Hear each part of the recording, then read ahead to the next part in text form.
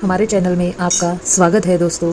आज हम बात करेंगे शिव पुराण श्री रुद्र संहिता खंड 2 उसमें क्या पहला अध्याय ऋषिगणों की वार्ता, जो विश्व की उत्पत्ति, स्थिति और लय आदि के एकमात्र कारण है। गिरिजा कुमारी उमा के पति है, जिनकी कीर्ति का कहीं अंत नहीं है, जो माया के आश्रय होकर भी उससे दूर है तथा जिनका स्वरूप दुर्लभ है। मैं उन भगवान शंकर की वंदना करता हूँ, जिनकी माया विश्व की सृष्टि करती है। जैसे लोहा चुंबक से आकर्षित होकर उसके पास ही उलट रहता है, उसी प्रकार ये सारे जगत जिसके आसपास ही भ्रमण करते हैं, जिन्होंने इन प्रपंचों को रचने की विधि बताई है, जो सभी के भीतर आंतरमयी रूप से विराजमान है। मैं उन भगवान शिव को नमन करता हूँ। ऋषि बोले, हे सूत जी, अब आप हमसे भगवान शिव पार्वती के परम उत्तम व दिव्य स्वरूप का वर्णन कीजिए। सृष्टि की रचना से पूर्व, सृष्टि के मध्यकाल व अंतकाल में महेश्वर किस प्रकार व किस रूप में स्थित होते हैं, सभी लोगों का कल्याण करने वाले भगवान शिव कैसे प्रसन्न होते हैं तथा प्रसन्न होने पर अपने भक्तों को कौन कौन से उत्तम फल देते हैं। हमने सुना है कि भगवान शिव महान दयालु है, वह अपने भक्तों को कष्ट में नहीं देख सकते। ब्रह्मा, विष्णु और महेश तीनों देवताओं शिव जी के अंग से ही उत्पन्न हुए हैं। हम पर कृपा कर शिव जी के प्रकट्य देवी उमा की उत्पत्ति, शिव उमा विवाह, गृहस्थ धर्म एवं शिव जी के अनंत चरित्रों को सुनाइए। सूत जी बोले, हे ऋषियों, आप लोगों के प्रश्न पतित पावनी श्री गंगा जी के सामने है। ये सुनने वाले, कहेंगे वाले और पूछने वाले, इन तीनों को पवित्र करने वाले हैं। आपकी इस कथा को सुनने की आंतरिक इच्छा है, इसीलिए आप धन्यवाद के पात्र हैं। ब्राह्मणों, भगवान शंकर का रूप साधु, राजसी और तामसी तीनों प्रकृति के मनुष्यों को सदा आनंद प्रदान करने वाला है।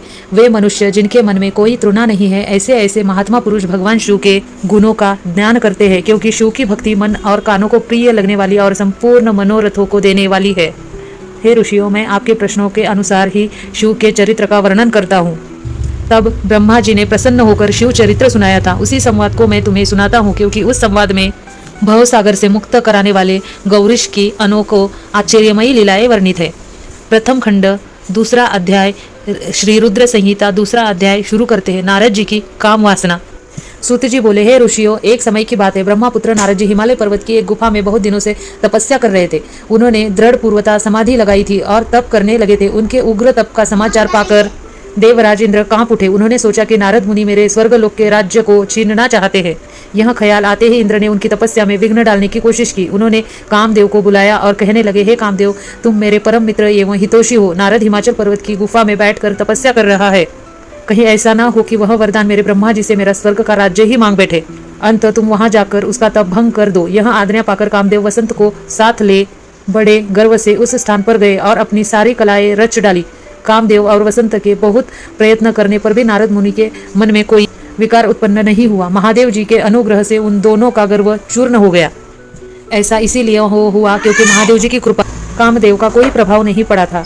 उसे आश्रम में भगवान शिव ने भी तपस्या की थी। उसी स्थान पर उन्होंने ऋषि मुनियों की तपस्या का नाश करने वाले कामदेव को भस्म कर डाला था। कामदेव को भस्म देखकर उनकी पत्नी रति ने बिलखिलाते हुए भगवान शंकर से उन्हें जीवित करने की प्रार्थना की तथा सभी देवता भी शिव जी से प्रार्थना करने लगे। तो भगवान महादेव जी ने कहा था कि कुछ समय पश्चात कामदेव स्वयं जीवित हो जाएंगे, किंतु इस स्थान पर और इसके आसपास जहां तक भस्म दिखाई देती है, वहां तक भी पृथ्वी पर कामदेव की माया और कामबान का कोई प्रभाव नहीं पड़ेगा। इस प्रकार उस स्थान से कामदेव लज्जित होकर वापस लौट। देवराज इंद्र ने जब यह सुना कि नारद जी पर कामदेव का कोई प्रभाव नहीं पड़ा, तो उन्होंने नारद जी की खूब प्रशंसा की। भगवान शिव की माया के कारण वे भूल गए थे कि शिव जी के शाप के कारण उस स्थान पर कामदेव की माया नहीं चल सकती। नारद जी भगवान शिव की कृपा से बहुत समय तक तपस्या करते रहे।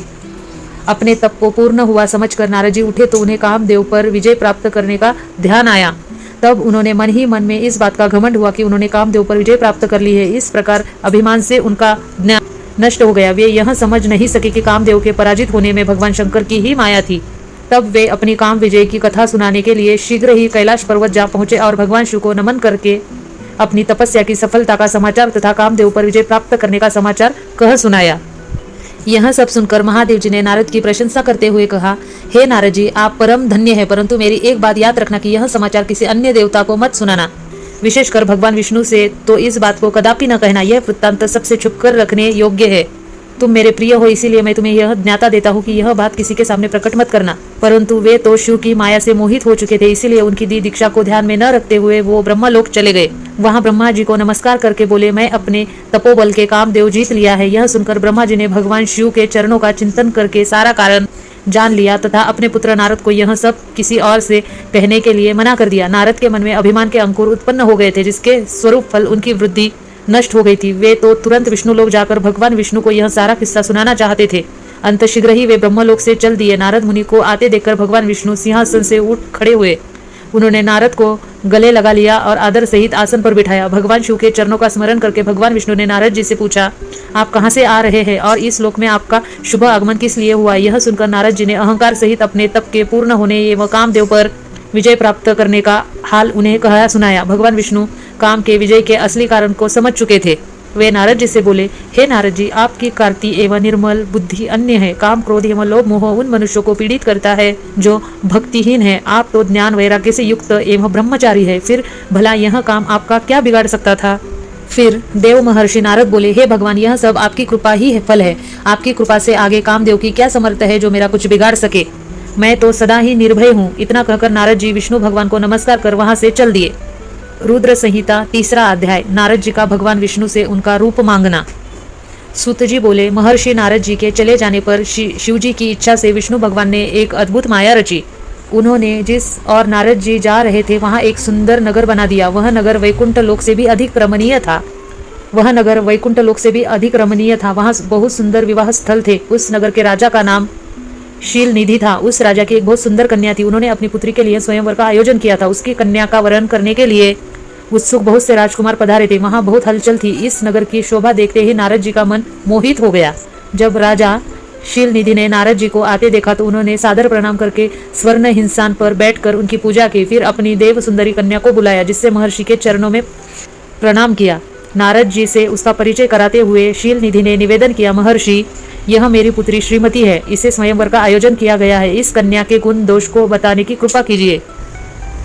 राजा के ऐसे वचन सुनकर नारद जी बोले, राजन, आपकी कन्या साक्षात लक्ष्मी है। इसका भावी पति भगवान शिव के समान वैभवशाली, त्रिलोक विजयी वीर तथा कामदेव को भी जीतने वाला होगा। ऐसा कहकर नारद मुनि वहां से चल दिए। शिव की माया के कारण वे काम के वशीभूत हो सोचने लगे कि राजकुमारी को कैसे प्राप्त करूं। स्वयंवर में आए सुंदर एवं वैभवशाली राजाओं को छोड़कर भला यह मेरा वरण कैसे करेगी। वे सोचने लगे कि नारियों को सौंदर्य बहुत प्रिय होता है। सौंदर्य को देखकर ही श्रीमती मेरा वरण कर सकती है। ऐसा विचार कर नारद जी फिर विष्णु लोक में जा पहुंचे और उन्हें राजा शीली निधि की कन्या के स्वयंवर के बारे में बताया तथा उस कन्या के साथ विवाह करने की इच्छा व्यक्त की। उन्होंने भगवान विष्णु से प्रार्थना की कि वे अपना रूप उन्हें प्रदान करे ताकि श्रीमती उन्हें ही वीर करे। सूत जी कहते हैं, महर्षियों, नारद मुनि की ऐसी बात सुनकर भगवान मधुसूदन हंस पड़े और भगवान शंकर के प्रभाव का अनुभव करने के उन्होंने इस प्रकार उत्तर दिया। भगवान विष्णु बोले, हे नारद, वहां आप अवश्य जाइए। मैं आपका हित उसी प्रकार करूंगा जिस प्रकार पीड़ित व्यक्ति का श्रेष्ठ वैद्य करता है, क्योंकि तुम मुझे विशेष प्रिय हो। ऐसा कहकर भगवान विष्णु ने नारद मुनि को वरण का मुख तथा शेष अंगों को अपना मनोहर रूप प्रदान कर दिया। तब नारद जी अत्यंत प्रसन्न होते हुए अपने को परम सुंदर समझकर शीघ्र ही स्वयंवर में आ गए और उस राज्य सभा में जा बैठे जिस सभा में रुद्रगण ब्रह्म के रूप में बैठे हुए थे। नारद जी का वरण रूप केवल कन्या और रुद्रगणों को ही दे रहा था, बाकी सबको नारद जी का वास्तविक रूप ही दिखाई दे रहा था। नारद मन ही मन में प्रसन्न होते हुए श्रीमती की प्रतीक्षा कर रहे थे। हे ऋषियों, वह कन्या हाथ में जयमाल लिए अपनी सखियों के साथ स्वयंवर में आई। उसके हाथों में सोने की सुंदर माला थी। वह शुभ क्षण राजकुमारी लक्ष्मी के समान अपूर्व शोभा पा रही थी। नारद मुनि का भगवान विष्णु जैसा शरीर और वरण जैसा मुख देख वह कुपित हो गई और उनकी ओर से दृष्टि हटकर मनोवंचित वर की तलाश में आगे चली आई। सभा में अपने मनपसंद वर को न पाकर वह उदास हो गई। उसने किसी के भी गले में वरमाला नहीं डाली। तभी भगवान विष्णु राजा की वेशभूषा धारण कर वहां आ पहुंचे। विष्णु जी को देखते ही उस परम सुंदरी ने उनके गले में वरमाला डाल दी। विष्णु जी राजकुमारी को साथ लेकर तुरंत अपने लोक को चले गए। यह देखकर नारद जी विचलित हो गए। तब ब्रह्मानों के रूप में उपस्थित रुद्रगणों ने नारद जी से कहा, हे नारद जी, आप व्यर्थ ही काम से मोहित हो सौंदर्य के बल से राजकुमारी को पाना चाहते हैं। पहले जरा अपना वरण के समान मुख तो देख लीजिए।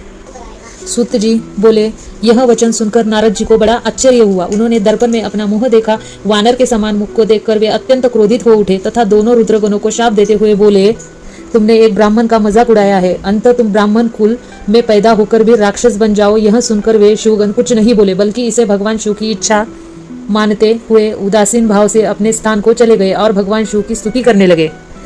श्री रुद्र संहिता 4वां अध्याय प्रारंभ करते हैं। नारद जी का भगवान विष्णु को शाप देना। ऋषि बोले, हे सूत जी, रुद्रगणों के चले जाने पर नारद जी ने क्या किया और वे कहाँ गए, इस सब के बारे में भी हमें बताइए। सूत जी बोले, हे ऋषियों, माया से मोहित नारद जी उन दोनों शिवगणों को शाप देकर भी महादेव कुछ जान न सके। तत्पश्चात क्रोधित होते हुए तालाब के पास पहुंचे और वहां जल में पुनः अपनी परछाई देखी तो उन्हें फिर वानर जैसी आकृति दिखाई दी। उसे देखकर नारद जी को और अधिक क्रोध चढ़ आया। वे सीधे विष्णुलोक की ओर चल दिए। वहां पहुंचकर भगवान विष्णु से वो बोले, हे हरि, तुम बड़े दुष्ट हो। आप कपट के विश्व को मोहने वाले, तुम दूसरों को सुखी होता नहीं देख सकते। तभी तो तुमने सागर मंथन के समय मोहिनी का रूप धारण कर दैत्यों को अमृत का कलश छीन लिया था और उन्हें अमृत की जगह मदिरा पिलाकर पागल बना दिया था। यदि उस समय भगवान शंकर दया करके विष को न पीते तो तुम्हारा सारा कपट प्रकट हो जाता।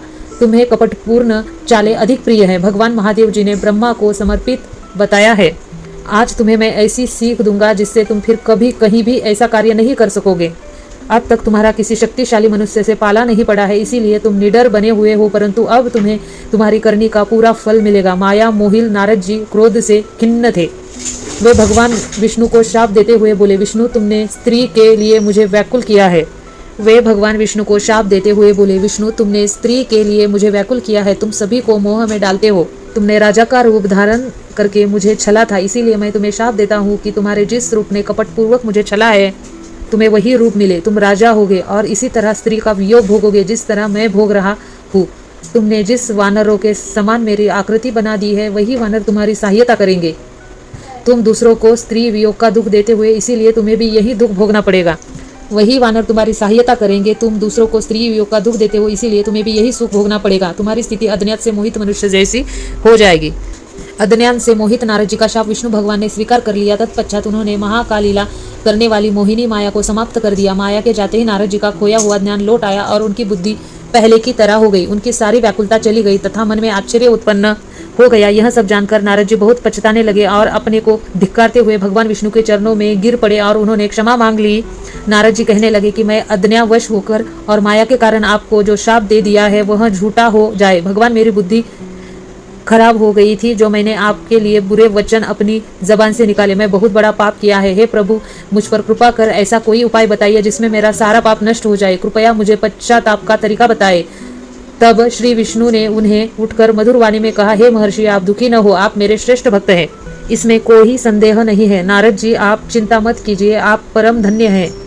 आपने अहंकार के वशीभूत होकर भगवान शिव की आज्ञा का पालन किया था, इसीलिए उन्होंने ही आपका गर्व नष्ट करने के लिए यह लीला रची थी। वे निर्गुण और निराकार है और सत्य, रज और तम आदि गुणों से परे है। उन्होंने अपनी माया से ब्रह्मा, विष्णु और महेश तीनों रूपों को प्रकट किया है। निर्गुण अवस्था में उन्हीं का नाम शिव है। वे ही परमात्मा महेश्वर, ब्रह्मा, अविनाशी, अनंत और महादेव नामों से जाने जाते हैं।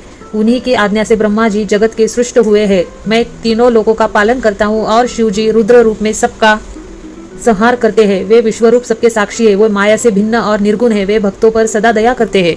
इसीलिए आज से ही रोज भगवान शिव की कथा सुनो और कहा करो तथा उनका पूजन किया करो। अपने हृदय में भगवान शिव के चरणों की स्थापना करो तथा उनके तीर्थों में निवास करते हुए उनकी स्तुति कर उनका गुणगान करो। इसके बाद नारद जी, तुम मेरी आज्ञा से अपने मनोरथ की सिद्धि के लिए ब्रह्मलोक जाना। वहां अपने पिता ब्रह्मा जी की स्तुति करने के उनसे शिव महिमा के बारे में पूछना। ब्रह्मा जी में शिव भक्तों में श्रेष्ठ है। वे तुम्हें भगवान शंकर का महात्म्य और शतनाम स्तोत्र अवश्य सुनाएंगे। आज से तुम शिव भक्ति में लीन हो जाओ, वे अवश्य तुम्हारा कल्याण करेंगे। यह कहकर विष्णु जी अंतर्धान हो गए। रुद्र संहिता अध्याय 5वां। सूत जी बोले, महर्षियों, भगवान श्री हरि के अंतर्धान हो जाने पर मुनि श्रेष्ठ नारद शिवलिंगों का भक्तिपूर्वक दर्शन करने के लिए निकल गए। इस प्रकार भक्ति मुक्ति देने वाले अनेक शिवलिंगों के उन्होंने दर्शन किए। जब उन रुद्र गुणों ने नारद जी को वहां देखा तो वे दोनों गण अपने शाप की मुक्ति के लिए उनके चरणों पर गिर पड़े और उनसे प्रार्थना करने लगे कि वे उनका उद्धार करें। नारद जी को वहां देखा तो नारद मुने, हम आपके अपराधी हैं। राजकुमारी श्रीमती के स्वयंवर में आपका मन माया से मोहित था। उस समय भगवान शिव की प्रेरणा से हमने शाप दे दिया था। अब आप हमारी जीवन रक्षा का उपाय कीजिए। हमने आपके कर्मों का फल भोग लिया है। कृपा कर हम पर प्रसन्न होकर हमें शाप मुक्त कीजिए। फिर नारद जी ने कहा, हे रुद्रगणों, आप महादेव के गण हैं, यह सभी के लिए आदरणीय है। उस समय भगवान शिव की इच्छा से मेरी बुद्धि भ्रष्ट हो गई थी, इसीलिए मोहवश मैंने आपको शाप दे दिया था। आप लोग मेरे अपराध को क्षमा कर दे, परंतु मेरा वचन झूठा नहीं हो सकता, इसीलिए मैं आपको शाप से मुक्ति का उपाय बताता हूँ। मुनिवर विश्राव के वीर्य द्वारा तुम एक राक्षसी के गर्भ में जन्म लोगे। समस्त दिशाओं में रावण और कुंभकर्ण के नाम से प्रसिद्ध पाओगे। राक्षस राज का पद प्राप्त करोगे। तुम बलवान व वैभव से युक्त हो जाओगे। तुम्हारा प्रताप सभी लोगों में फैलेगा। समस्त ब्रह्मांड के राजा होकर भी भगवान शिव के परम भक्तों में हो आओगे आगे। भगवान शिव के ही दूसरे स्वरूप विष्णु के अवतार के हाथों से मृत्यु पाकर तुम्हारा उद्धार होगा तथा फिर अपने पद पर प्रतिष्ठित हो जाओगे। सूत जी कहने लगे। इस प्रकार नारद जी का कथन सुनकर वे दोनों रुद्रगण प्रसन्न होते हुए वहां से चले गए और नारद जी भी आनंद से सराबोर हो मन ही मन शिव जी का ध्यान करते हुए श्रीवर्ती का दर्शन करने लगे। इसी प्रकार भ्रमण करते करते वे शिव की प्रिय नगरी काशीपुरी में पहुंचे और काशीनाथ का दर्शन कर उनकी पूजा उपासना की। श्री नारद जी शिव जी की भक्ति में डूबे उनका स्मरण करते हुए ब्रह्मलोक चले गए। वहां पहुंचकर उन्होंने ब्रह्मा जी को आदर्श पूर्वक नमस्कार किया और उनकी स्तुति करने लगे। उस समय उनका हृदय शुद्ध हो चुका था और उनके हृदय में शिव जी के प्रति भक्ति भावना ही थी और कुछ नहीं। नारद जी बोले, हे पितामह, आप तो परब्रह्म परमात्मा के स्वरूप को अच्छी प्रकार से जानते हो। आपकी कृपा से मैंने भगवान विष्णु के महात्म्य का ज्ञान प्राप्त किया है एवं भक्ति मार्ग, ज्ञान मार्ग, तपो मार्ग, दान मार्ग तथा तीर्थ मार्ग के बारे में जाना है, परंतु मैं शिव तत्व के ज्ञान को कभी तक नहीं जान पाया हूँ। मैं उनकी पूजा विधि को भी नहीं जानता हूँ। अंत अब मैं उनके बारे में सब कुछ जानना चाहता हूँ। अपने पुत्र नारद की ये बातें सुनकर पितामह ब्रह्म बहुत प्रसन्न हुए। श्री रुद्र संहिता 6वां अध्याय अभी प्रारंभ कर रहे हैं। ब्रह्मा जी द्वारा शिव तत्व का वर्णन।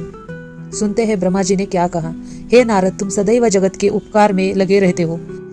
तुमने जगत के लोगों के हित के लिए बहुत उत्तम बात पूरी पूछी है, जिसके सुनने में मनुष्य के सब जन्मों के पाप का नाश हो जाता है। उस पर ब्रह्म शिव तत्व का वर्णन मैं तुम्हारे लिए कर रहा हूँ। शिव तत्व का स्वरूप बहुत सुंदर और अद्भुत है। जिस समय महाप्रलय आई थी और पूरा संसार नष्ट हो गया था तथा चारों ओर सिर्फ अंधकार ही अंधकार था, आकाश व ब्रह्मांड तारों ग्रहों से रहित होकर अंधकार में डूब गए थे। सूर्य और चंद्रमा दिखाई देने बंद हो गए थे। सभी ग्रहों और नक्षत्रों का कहीं पता नहीं चल रहा था। दिन रात अग्नि जल कुछ भी नहीं था। प्रधान आकाश और अन्य तेज भी शून्य हो गए थे। शब्द स्पर्श गंध रूप रस का अभाव हो गया था।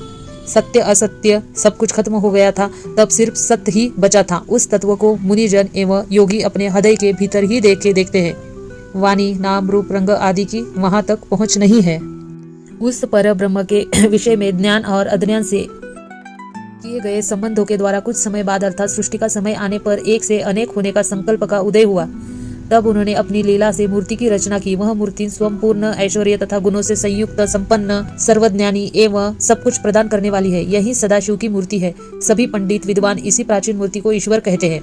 उसने अपने शरीर से स्वच्छ शरीर वाली एवं स्वरूप भात शक्ति की रचना की। वही परम शक्ति प्रकृति गुणमयी और बुद्धित्व की जननी कहलाई। उसे शक्ति, अंबिका, प्रकृति, संपूर्ण लोगों की जननी, त्रिदेवी की माता, नित्या और मूल कारण भी कहते हैं। उसी 8 भुजाओं एवं मुख की शोभा विचित्र है। उसके मुख के सामने चंद्रमा की कांति भी क्षीण हो जाती है। विभिन्न प्रकार के आभूषण एवं गतियां देवी की शोभा बढ़ाती है। वे अनेक प्रकार के अस्त्र वस्त्र धारण किए हुए हैं। सदा शिव को ही सब मनुष्य परम पुरुष ईश्वर शिव शंभु और महेश्वर कहकर पुकारते हैं। उनके मस्तक पर गंगा, भाल में चंद्रमा और मुख में 3 नेत्र शोभा पाते हैं। उनके 5 मुख है तथा 10 भुजाओं के स्वामी एवं त्रिशूलधारी है। वे अपने शरीर में भस्म लगाते हैं। उन्होंने शिव श्लोक नामक क्षेत्र का निर्माण किया है। यह परम पावन स्थान काशी नाम से जाना जाता है। यह परम मोक्षदायक स्थान है। इस क्षेत्र में परमानंद रूप शिव पार्वती सहित निवास करते हैं। शिव और शिवा ने प्रलय काल में भी उस स्थान को नहीं छोड़ा, इसीलिए शिव जी ने इसका नाम आनंदवन रखा है। एक दिन आनंदवन में घूमते समय शिव शिवा के मन में किसी दूसरे पुरुष की रचना करने की इच्छा हुई। तब उन्होंने सोचा कि इसका भार किसी दूसरे व्यक्ति को सौंपकर हम यही काशी में विराजमान रहेंगे। ऐसा सोचकर उन्होंने अपने वाम भाग के 10वें अंग पर अमृत मल दिया, जिससे एक सुंदर पुरुष वहां प्रकट हुआ, जो शांत और तत्व गुणों से युक्त एवं गंभीरता का अथाह सागर था। उसकी कांति इंद्रनील मणि के समान श्याम थी। उसका पूरा शरीर दिव्य शोभा से चमक रहा था तथा नेत्र कमल के सामने थे। उसने हाथ जोड़कर भगवान शिव और शिवा को प्रणाम किया तथा प्रार्थना की कि मेरा नाम निश्चित कीजिए। यह सुनकर भगवान शिव हंसकर बोले कि सर्वत्र व्यापक होने से तुम्हारा नाम विष्णु होगा। तुम भक्तों को सुख देने वाले होगे। तुम यही स्थिर रहकर तप करो, वही कभी कार्य का साधन है। ऐसा कहकर शिव जी ने उन्हें ज्ञान प्रदान किया तथा वहां से अंतर्धन हो गए। तब विष्णु जी ने 12 वर्ष तक वहां दिव्य तप किया। तपस्या के कारण उनके शरीर से अनेक जलधाराएं निकलने लगी। उस जल से सारा सूना आकाश व्याप्त हो गया। वह ब्रह्मरूप जल अपने स्पर्शों से पापों का नाश करने वाला था। उस जल में भगवान विष्णु ने स्वयं शयन किया। नार अर्थात जल में निवास करने के कारण ही वे नारायण कहलाए। तभी से उन महात्मा से तब तत्वों की उत्पत्ति हुई। पहले प्रकृति से महान और उससे 3 गुना उत्पन्न हुए तथा उनसे अहंकार उत्पन्न हुआ। उससे शब्द, स्पर्श, रूप, रस और गंध एवं 5 भूत प्रकट हुए। उनसे ज्ञान इंद्रिय एवं कर्म इंद्रिय बनी। उस समय एकाकार 24 तत्व प्रकृति से प्रकट हुए एवं उनको ग्रह करने के परम पुरुष नारायण भगवान शिव जी की इच्छा से जल में सो गए। रुद्र संहिता अध्याय 7वां। विवाद ग्रस्त ब्रह्मा विष्णु के मध्य अग्निस्तंभ का प्रकट होना। ब्रह्मा जी कहते हैं, हे देवर्षि, जब नारायण जल में शयन करने लगे तब शिव जी की इच्छा से विष्णु जी की नाभि से एक बहुत बड़ा कमल प्रकट हुआ। उसमें असंख्य नाल दंड थे। वह पीले रंग का था। उसकी ऊंचाई भी कई योजना थी। कमल सुंदर, अद्भुत और संपूर्ण तत्वों से युक्त था। वह परनीय और पुण्य दर्शनों के योग्य था। पश्चात भगवान शिव ने मुझे अपने दाहिने अंग से उत्पन्न किया था। उन महेश्वर ने अपनी माया से मोहित कर नारायण देव के नाभि कमल में मुझे डाल दिया और लीला पूर्वक मुझे प्रकट किया। इस प्रकार उस कमल से पुत्र के रूप में मुझे जन्म मिला। मेरे 4 मुख लाल मस्तक पर त्रिपुंडित धारण किए हुए थे। भगवान शिव की माया से मोहित होने के कारण मेरी ज्ञान शक्ति बहुत दुर्लभ हो गई थी और मुझे कमल के अतिरिक्त और कुछ भी दिखाई नहीं दे रहा था। मैं कौन हूँ, कहाँ से आया हूँ, मेरा कार्य क्या है, मैं किसका पुत्र हूँ, किसने मेरा निर्माण किया है, कुछ इसी प्रकार के प्रश्नों ने मुझे परेशानी में डाल दिया था। कुछ क्षण बाद मुझे बुद्धि प्राप्त हुई और मुझे लगा कि इसका पता लगाना बहुत सरल है। इस कमल का अद्भुत स्थान इस जल के नीचे की ओर है और इसके नीचे मैं उस पुरुष को पा सकूंगा जिसने मुझे प्रकट किया है। यह सोचकर एक नाल को पकड़कर मैं 100 वर्षों तक नीचे की ओर उतरता रहा, परंतु फिर भी मैंने कमल की जड़ को नहीं पाया। इसीलिए मैं पुनः ऊपर की ओर बढ़ने लगा। बहुत ऊपर जाने पर भी कमल कोश को नहीं पा सका। तब मैं और अधिक परेशान हो गया। उसी समय भगवान शिव की इच्छा से मंगलमयी आकाशवाणी प्रकट हुई। उस वाणी ने कहा, तपस्या करो। उस आकाशवाणी को सुनकर अपने पिता का दर्शन करने हेतु मैंने तपस्या करना आरंभ कर दिया और 12 वर्षों तक घोर तपस्या की। तब 4 भुजाधारी सुंदर नेत्रों से शोभित भगवान विष्णु प्रकट हुए। उन्होंने हाथों में शंख, चक्र, गदा और पद्म धारण कर रखे थे। उनका शरीर श्याम कांति से सुशोभित था। उनके मस्तक पर मुकुट विराजमान था तथा उन्होंने पीतांबर वस्त्र और बहुत से आभूषण धारण किए हुए थे। वे करोड़ों कामदेवों के समान मनोहर दिखाई दे रहे थे और सावली व सुनहरी आभा से शोभित थे। उन्हें वह देखकर मुझे बहुत हर्ष आश्चर्य हुआ। भगवान शिव की लीला से हम दोनों में विवाद छिड़ गया कि हम में बड़ा कौन है। उसी समय हम दोनों के बीच में एक ज्योतिर्मय लिंग प्रकट हो गया। हमने उसका पता लगाने का निश्चय किया। मैंने ऊपर की ओर, विष्णु जी ने नीचे की ओर। अंत का पता लगाने के लिए चलना आरंभ किया, परंतु हम दोनों को उस स्तंभ का कोई और शोर नहीं मिला। थककर हम दोनों वापस उसी स्थान पर आ गए। हम दोनों ही शिव जी की माया से मोहित थे। श्री हरि ने सभी ओर से परमेश्वर शिव को प्रणाम किया। अध्ययन करने पर भी हमें कुछ ज्ञात न हो सका। तब मैंने ओम श्री हरि ने अपने मन को शुद्ध करते हुए अग्निस्तंभ को प्रणाम किया। हम दोनों कहने लगे, महाप्रभु, हम आपके स्वरूप को नहीं जानते। आप जो भी है, हम आपको नमस्कार करते। आप शीघ्र अतिशीघ्र हमें अपने असली रूप में दर्शन दे दीजिए। इस प्रकार हम दोनों अपने अहंकार को भूलकर भगवान शिव को नमस्कार करने लगे। ऐसा करते हुए 100 वर्ष बीत गए। रुद्र संहिता अध्याय 8वां। ब्रह्मा विष्णु को भगवान शिव के दर्शन। ब्रह्मा जी बोले, मुनि श्रेष्ठ नारद, हम दोनों देवताओं घमंड को भूलकर निरंतर भगवान शिव का स्मरण करने लगे। हमारे मन में ज्योतिर्लिंग के रूप में प्रकट परमेश्वर के वास्तविक रूप का दर्शन करने की इच्छा और प्रबल हो गई है। शिव शंकर गरीबों के प्रतिपालक, अहंकारियों के गर्व को चूर करने वाले तथा सबके अविनाशी प्रभु है। वे पर दया करते हुए हमारी उपासना से प्रसन्न हो गए। उस समय वहां उन सूर्य श्रेष्ठ से ओम नाद स्पष्ट रूप से सुनाई देता था। उस नाद के विषय में मैं और विष्णु जी दोनों यही सोच रहे थे कि यह कहाँ से सुनाई पड़ रहा है। उन्होंने लिंग के दक्षिण भाग में सनातन आदिवर्ण आकार का दर्शन किया, उत्तर भाग में उकार का, मध्यम भाग में मकार का और अंत में ओम नाद का साक्षात दर्शन एवं अनुभव किया। दक्षिण भाग में प्रकट हुए आकार का सूर्य मंडल के सामने तेजोमय रूप देखकर जब उन्होंने उत्तर भाग में देखा तो वह अग्नि के समान दीप्तशाली दिखाई दिया। तत्पश्चात ओम को देखा जो सूर्य और चंद्रमा की भांति स्थित थे और जिनके शुरू एवं अंत का कुछ पता नहीं था। इसी प्रकार भगवान महादेव व भगवती उमा के दर्शन कर हम दोनों कृतार्थ हो गए। हमने उनके चरणों में प्राण किया। तब हमें 5 कलाओं से युक्त ओमकार जनित मंत्र का साक्षात्कार हुआ। तत्पश्चात महादेव जी ओम तत्वमासी महाकाव्य उद्दिष्ट हुआ। परम उत्तर मंत्र, इसके बाद धर्म और अर्थ का साधक बुद्धिमान रूपी 24 अक्षरीय गायत्री मंत्र प्रकट हुआ जो पुरुषार्थ रूपी फल देने वाले है। तत्पश्चात मृत्युंजय मंत्र, फिर पंचारक्षण मंत्र तथा दक्षिण मूर्ति। अध्याय 9 देवी उमा एवं भगवान शिव का प्राकट्य एवं उपदेश देना। ब्रह्मा जी बोले, नारद भगवान विष्णु द्वारा की गई अपनी स्तुति सुनकर कल्याणमयी शिव बहुत प्रसन्न हुए और देवी उमा सहित वहां प्रकट हो गए। भगवान शिव के 5 मुख थे और वह हर मुख में 3-3 नेत्र थे। मस्तक में चंद्रमा, सिर पर जटा तथा संपूर्ण अंगों में विभूति लग रही थी। 10 भुजा वाले, गले में नीलकंठ आभूषण से भूषित और माथे पर भस्म का त्रिपुंड लगाए थे। उनका यह रूप मन को मोहित करने वाला और परम आनंदमयी था। महादेव जी के साथ भगवती उमा ने भी हमें दर्शन दिए। उन्हें देखकर मैंने और विष्णु जी पुनः उसकी स्तुति करनी शुरू कर दी। तब पापों का नाश करने वाले तथा अपने भक्तों पर सदा कृपा दृष्टि रखने वाले महेश्वर ने तुम्हें भगवान विष्णु को श्वास से वेद का उपदेश दिया। तत्पश्चात उन्होंने हमें गुप्त ज्ञान प्रदान किया। वेद का ज्ञान प्राप्त कर कृतज्ञ हुए विष्णु जी और मैंने भगवान शिव और देवी के सामने दोनों हाथ जोड़कर नमस्कार किया तथा प्रार्थना की। विष्णु जी ने पूछा, हे देवी, आप किस प्रकार प्रसन्न होते हैं तथा किस प्रकार आपकी पूजा और ध्यान करना चाहिए? कृपया कर हमें इसके बारे में बताएं तथा सदुपदेश करे, धन्य करे। ब्रह्मा जी कहते हैं, नारद इस प्रकार श्री हरि की यह बात सुनकर अत्यंत प्रसन्न हुए। कृपा निधान शिव के प्रतिपूर्वक यह बात की। शिव बोले, मैं तुम दोनों की भक्ति से बहुत प्रसन्न हूँ। मेरे इस रूप का पूजन व चिंतन करना चाहिए। तुम दोनों महाबली हो। दाएं बाएं अंगों से तुम प्रकट हुए हो। लोक पिता ब्रह्मा मेरे दाहिने पार्श्व से और पलनहार विष्णु मेरे बाएं पार्श्व से प्रकट हुए हैं। मैं तुम पर भली भांति प्रसन्न हूँ और तुम्हें मनोचित फल देता हूँ। तुम दोनों भक्ति सुदृढ़ हो। मेरी आज्ञा का पालन करते हुए ब्रह्मा जी आप जगत की रचना करें तथा भक्त विष्णु जी आप इस जगत का पालन करें। भगवान विष्णु बोले, प्रभु, यदि आपके हृदय में हमारी भक्ति से प्रीति उत्पन्न हुई है और हम पर प्रसन्न होकर हमें वर देना चाहते हैं तो हम यही वर मांगेंगे कि हमारे हृदय में सदैव आपकी अनन्य एवं अविचल भक्ति बनी रहे। ब्रह्मा जी बोले, नारद, विष्णु जी की यह बात सुनकर भगवान शंकर प्रसन्न हुए। तब हमने दोनों हाथ जोड़कर उन्हें प्रणाम किया। अध्याय 10 श्री हरि को सृष्टि की रक्षा का भार एवं त्रिदेव को आयुर्बल देना। परमेश्वर शिव बोले, हे उत्तम व्रत का पालन करने वाले विष्णु, तुम सर्वदा सब लोकों में पूजनीय और मान्य होंगे। ब्रह्मा जी के द्वारा रचे लोक में कोई दुख संकट होने पर दुखों और संकटों का नाश करने के लिए तुम सदा तत्पर रहना। तुम अनेकों अवतार ग्रहण कर जीवों का कल्याण कर अपनी कीर्ति का विस्तार करोगे। मैं तुम्हारे कार्यों में तुम्हारी सहायता करूंगा और तुम्हारे शत्रुओं का नाश करूंगा। तुम में और रुद्र में कोई अंतर नहीं है।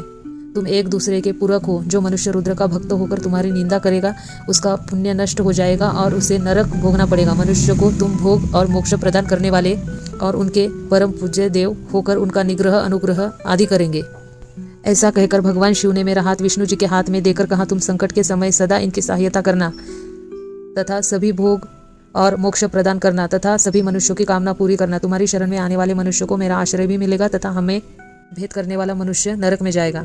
ब्रह्मा जी कहते हैं, देवर्षि नारद, भगवान शिव का यह वचन सुनकर मैंने और भगवान विष्णु ने महादेव जी को प्रणाम कर धीरे धीरे से कहा, करुणा निधि भगवान शंकर, मैं आपकी आज्ञा मानकर सब कार्य करूंगा। मेरा जो भक्त आपकी निंदा करे उसे आप नरक प्रदान करें। आपका भक्त मुझे अत्यंत प्रिय है। महादेव जी बोले, अब ब्रह्मा विष्णु और रुद्र के आयुर्बल को सुनो।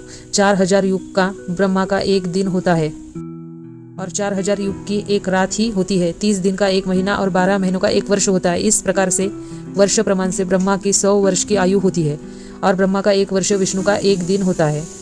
वह भी इस प्रकार से 100 वर्ष जिएंगे तथा विष्णु का एक वर्ष रुद्र के एक दिन के बराबर होता है और वह भी इसी क्रम से 100 वर्ष तक स्थित रहेंगे।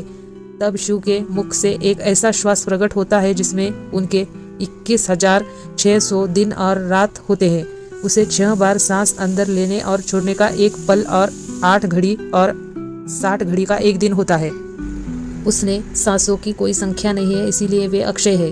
अंत तुम मेरी आज्ञा से सृष्टि का निर्माण करो। उनके वचनों को सुनकर विष्णु जी ने उन्हें प्रमाण करते हुए कहा कि आपकी आज्ञा मेरे लिए शिरोधार्य है। यह सुनकर भगवान शिव ने उन्हें आशीर्वाद दिया और अंतर्धान हो गए। उसी समय से लिंग पूजा आरंभ हो गई। धन्यवाद। आपको हमारा चैनल और ये कथा अच्छी लगी होगी तो प्लीज़ सब्सक्राइब और लाइक करना।